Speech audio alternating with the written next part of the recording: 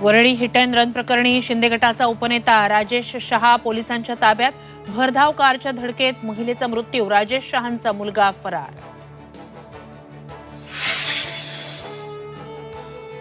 नाशिकमध्ये अजित पवारांना मोठा धक्का. नानासाहेब महालेंसोबत 100 कार्यकर्ते शरद पवार गटात.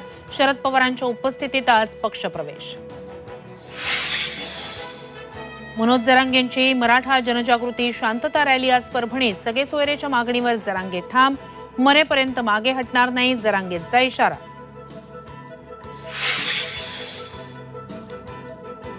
नवी मुंबई पनवेलमध्ये मुसळधार पाऊस. रेल्वे मार्गावर पाणी साचल्यानं कोकणात जाणाऱ्या गाड्या रखडल्या.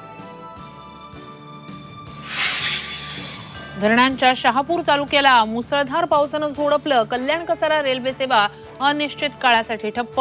वासिंदमध्ये पुराच्या पाण्यातून 10 जणांची सुटका. तर भारंगी नदीचं पाणी शहापूर शहरात शिरलं. अनेक गाड्या वाहून गेल्या.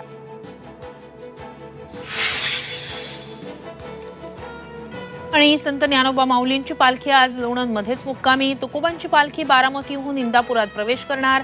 पालखी सोहळ्यात अजित पवार सहभागी, तर काटेवाडीत शरद पवार पालखीचं स्वागत करणार.